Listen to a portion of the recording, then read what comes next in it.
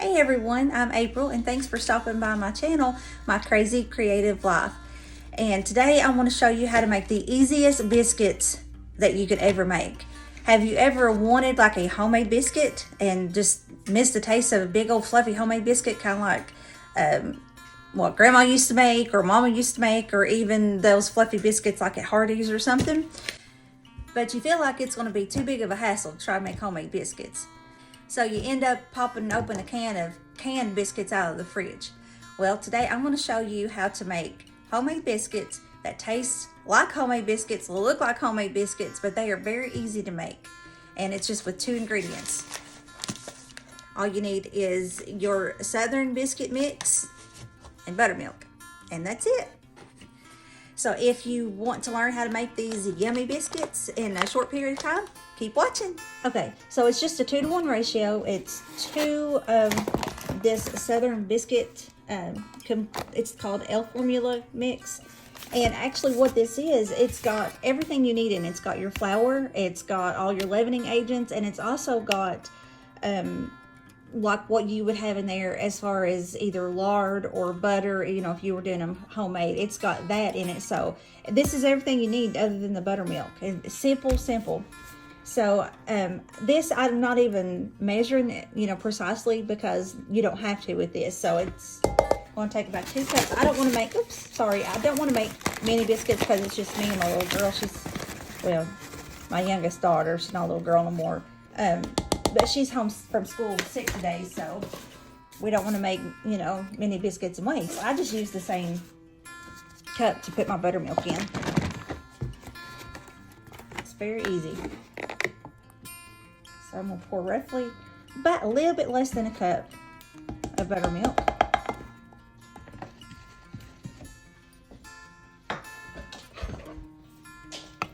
And then I'm going to just stir it good. And I like to take either, which this countertop is clean, I just washed it, but I like to take either my seal pad or some parchment paper and lay it down. It makes it easier and less of a mess. Oh, and you can't see what I'm doing. Okay. So that is roughly about it. We're going to knead this just a little bit. You don't want to overmix your dough. I'm going to pour it out on, I've spilled my flour over here, but I'm going to put some flour on this seal pat. Get a little bit closer to me and closer to you. Kind of spread that out a little bit. And I guess I am making a mess no matter what. But anyway.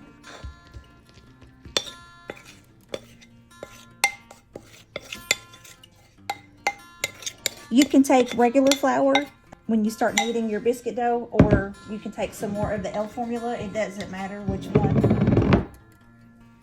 It looks really dry and crumbly, but I promise you'll see when we start mixing it together, it'll all come together.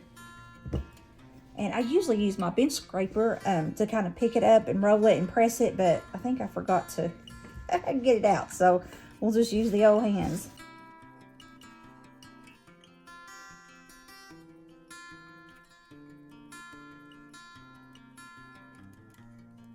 As you can see, we've got it in a nice ball. And you see that? That is like your shortening or what your butter would be. But you don't have to add it. And that makes it much easier. Okay, so after we have it in our pretty little ball, I'm going to take my rolling pin and just kind of roll it out just slightly. Put a little bit of flour on my rolling pin. Don't need much. I'm just going to roll her out.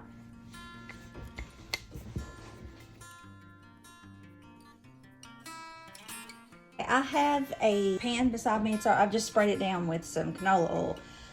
And you can either use a frying pan that you can put in the oven, or you can use, a lot of times I love to use my cast iron skillet, or if you don't have either of those, you can always use either a cake pan. I really like using one of these, or my cast iron.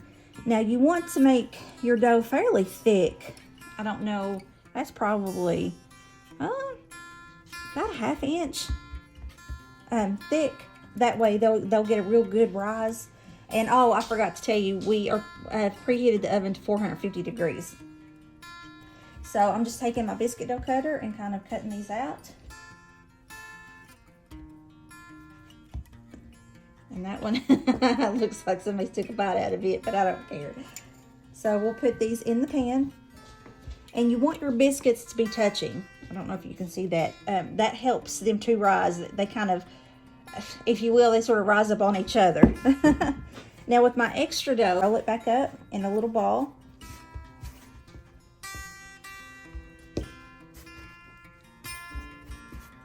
Like I said, you don't want to overwork your dough. Otherwise it'll be sort of tough. Okay. And for that last little bit of scrap, we're just going to roll it into a ball. Shape it with your hand. That's how my daddy makes biscuits anyway. He shapes them with his hand. He don't even roll them out and cut them out. And they're just as good if you, they're just prettier when you do this, when you take that extra step. So that's all there is to it. So we'll put this in the oven and we'll watch it for roughly 10 to 13 minutes and we'll be back. While we wait on our biscuits to cook, I'm going to show you how to make some old-fashioned homemade gravy. Okay, if you remember, well, I'm going to refer you back in case you did not watch my video where I made the cornbread, and I told you on that video that the cornmeal, with the cornbread, I cook with love, so it's kind of hard sometimes for me to tell you exactly the ingredients, the amount. Kind of the same way with this gravy. So I've tried to measure everything so that way I kind of know how much. What I've started out with is 1/3 cup of oil and a tablespoon of butter. And the butter, you don't have to use, the butter just gives a little extra flavor. Sometimes I just use butter, period, without oil. But it's kind of your choice. But you can use olive oil. My parents use that. And olive oil just has a little bit stronger of a flavor. Not much, but it does change the flavor just slightly. But you can use olive oil. Today I've used vegetable oil. You can use shortening. You can, like I said, use just all butter. But I've got a 1/3 cup of oil and a tablespoon of butter. And I'm thinking it will take roughly about a cup of flour, but we'll kind of know when we get there. And I may have actually added a little bit too much oil. It also depends on how much gravy you want to fix. You know, is it just a couple of people and you want just a little bit, or is it a big, huge family? This is probably going to be too much because it's just me and my little girl. But the dogs love it. They love gravy. They love it whenever I fix biscuit and gravy. So I'll just give my leftovers to the dogs. Okay, so you want to melt that down. Get your oil hot. You know, it's starting to get all kind of sizzly. And then we're going to add about a cup of flour. I'll kind of tell you as I go along.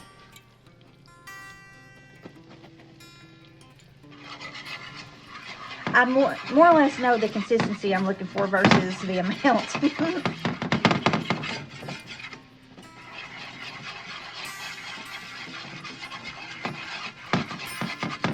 And I've got this on high. I'll probably turn it down on medium though. Just a little bit more. It's not going to use the whole cup. No. There's about, if you can see that much left, that to me looks roughly about 1/4 a cup. So I would guess with the 1/3 cup of oil and the tablespoon of butter, you would need about 3/4 cup of flour. Okay, get this over here. I do have a pot holder. I just grabbed a rag. So you want to just kind of stir, and you're going to brown your, this is called a roux, but you want to brown your roux. And this is the time I go ahead and add my salt and pepper, although there it is. So you want to add some salt. The salt and pepper is going to be to taste. I can't tell you how much to use. We had a friend of ours, my husband, his friend's mama made these, and it's just like one of those drinking glasses, and you take a mayonnaise lid and you just cut holes in it, and it holds quite a bit of salt and pepper. Uh-oh, there's our biscuit. Sounds like it.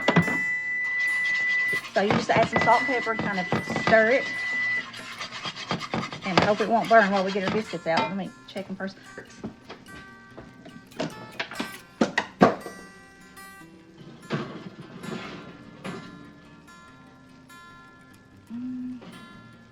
I'm gonna let, there they are. They're pretty brown, golden brown. I think I'll cook it for just about another minute, and that'll make it, I think, 13 minutes. Okay. All right. Now this you have to really watch and be very careful with, because it can burn on you. It can go from light brown to burnt in just a second, seems like. Okay, over here in this bowl, I'm going to go ahead and pour in first, and then I'll tell you how much I've got. But you pour in about roughly half of your water milk mixture, and you kind of give it a good stir and spill it all over your stove. But you want to kind of give it a good stir, and it will start to thicken up and it will start to bubble. Okay, at this point I'm going to add more. Kind of stir it down, and just be careful because it's easy at this point to sort of slosh around and get all over you. But you really want to use that wire whisk, or if you don't have a wire whisk, use a fork to whip out all of the, kind of all of the clumps. If not, it will get clumpy on you.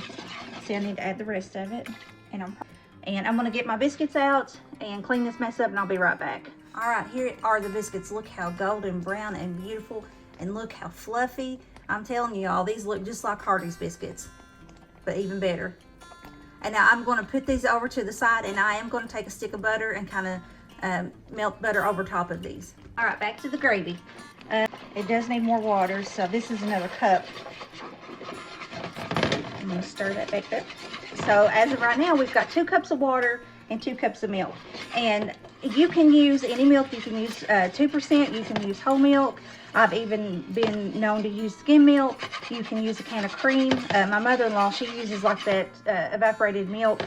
But you can use about anything. And if you recall, and like I said, I will link that in the description below, that video where I was making the cornbread, kind of the same deal, how they, instead of just using all milk, they would mix it with water. That way they could save, like I said, on their milk. And that looks pretty good. Let me get a spoon and I'll show you how thick. If you see that, that's about the consistency you want. It's not too thick that like you're eating glue, but it's also not too thin that it's going to run everywhere.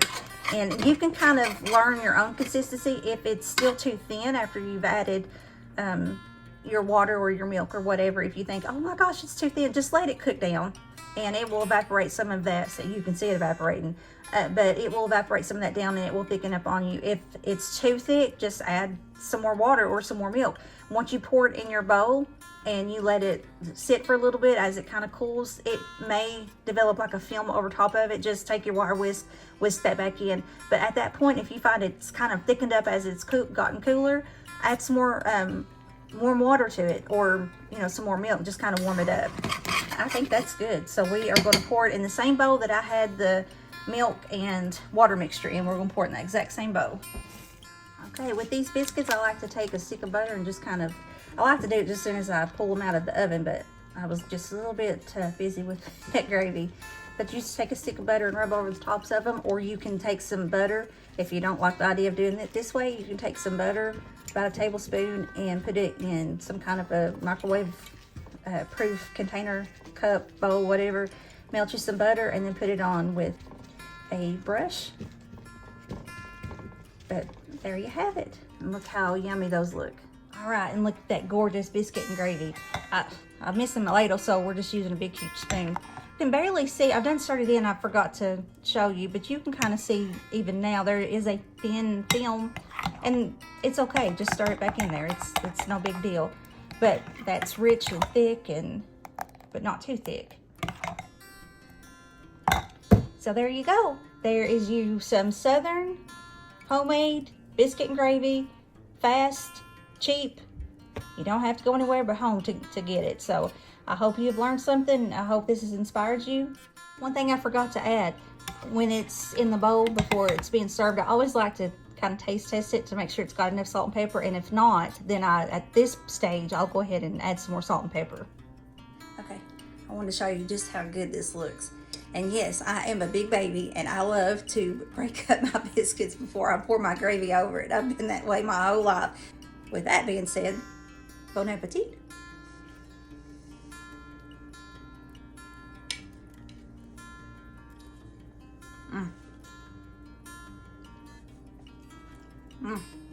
That is so good. And I just wanted to show you one more time. Look how gorgeous that biscuit is. Son, you couldn't get that better at Hardee's, I don't think. Or Dairy Queen. Okay, I'm finally done. If you like this video, give it a thumbs up. If you want to see more content and more of this crazy woman and her crazy life, then go ahead and subscribe to the channel. And you can leave me a comment below and share the video. And I will see you later. Bye.